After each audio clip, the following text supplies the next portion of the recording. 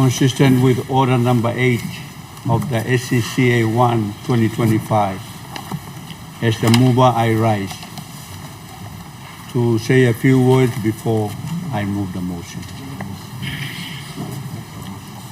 Mr. Speaker, I move that Parliament has no confidence in the Prime Minister and Member for Taree Open Electorate, Honourable James Marape, Member of Parliament, and nominate the Member for Anga Provincial, Grand Chief Sir Peter Ipatas, GCL KBE MP, to be elected Prime Minister of the independent state of Papua New Guinea.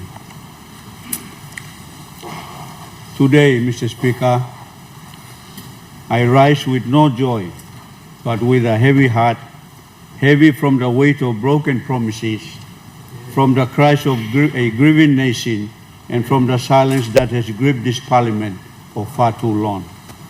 When Prime Minister James Marape took office in 2019, we watched with great hope as he declared the vision to take back Papua New Guinea. Our powerful platform stirred the soul of this nation. A million hopes were pinned to that platform. He told us that we would become the richest black Christian nation on earth. We believed him. We believed because we wanted to believe that at long last, a leader had come to bring dignity, opportunity, and justice to our people. But today, that belief lies shattered. This is not a vote of ambition. It is a vote of accountability. It is a vote of conscience. Mr. Speaker, what is the role of government if not to uplift its people? What do we say to the father in East Sepik who cannot afford a bag of rice because inflation has eaten away his wage? What do we say to the mother in Taree who cannot find medicine for her child because hospitals are collapsing under neglect? What do we say to the student in Lae who dares to speak out against corruption only to be branded a terrorist under our law designed to silence truth?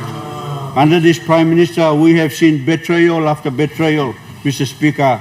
He promised jobs, yet youth unemployment remains one of our greatest ticking time bombs. He promised food security, yet we import over 2 billion worth of rice each year, while our land, some of the most fertile in the world, lies idle. He promised justice, yet corruption have institutionalized. ICAC remains toothless and major scandals remain unresolved. He promised safety, yet our women are raped, our children are murdered, and our towns turn into battlegrounds, and still the government shields itself behind amended laws and cause the people's pain fake news. Mr. Speaker, this Prime Minister did not just fail. He changed the rules to protect himself from the consequence of failure. Last year, 3 separate motions of no confidence were submitted. All were blocked by the Private Business Committee, our committee chaired and influenced by those close allies of the Prime Minister. The Supreme Court has now ruled that this was unconstitutional. Section 165 of the Standing Order was struck out. The Court has reminded us that no committee has the right to shield the Prime Minister from parliamentary scrutiny. They failed to protect the Constitution. They failed to protect this Parliament. And worst of all, they failed to protect the people of Papua New Guinea. Mr. Speaker, I am not here to attack James Marape, the man.